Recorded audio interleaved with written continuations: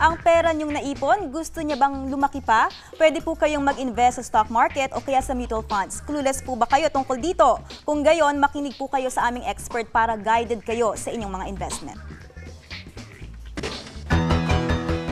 Paano pa ba mapapalago ang iyong ipong pera?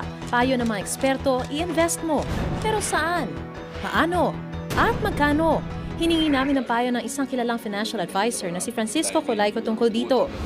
Yan stock market at yung mutual fund, yan ang the greatest democratizer. Ang problema, hindi alam ng wala. Isa sa mga inirekomendang investment ay ang stock market. Kaya ang ginagamit na pera sa stock market ay yung perang hindi mo kailangan. Yan yung perang pwede mong iparada ng 5 taon. Ngunit hindi niya ito ipinapayo sa mga hindi aral sa kalakaran ng stock market. Sa halip, pwede nilang subukan ang mutual fund investment.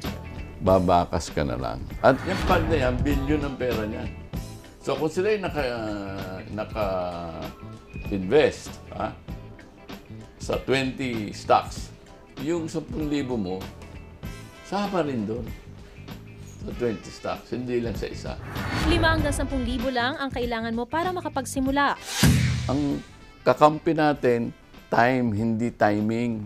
Alam mo ba yung 33 pesos a day mo?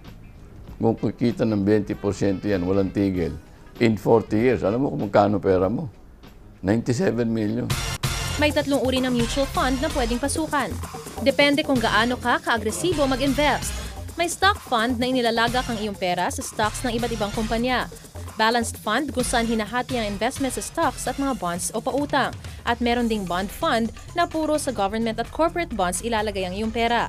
Ayon kay Colayco, mas mainam na patagalin ang investment nang hindi bababa sa 5 taon. May talo ba? Meron. Matatalo ba? Malamang hindi. Kung regular ka mag-invest. Same amount. Kung kaya mo buwan-buwan, o every other month, o every year, o kahit na anong gamitin mong batayan, basta't regular. Kung interesado kayong malaman ang mga mutual fund companies, mag-log on sa www.icap.com.ph.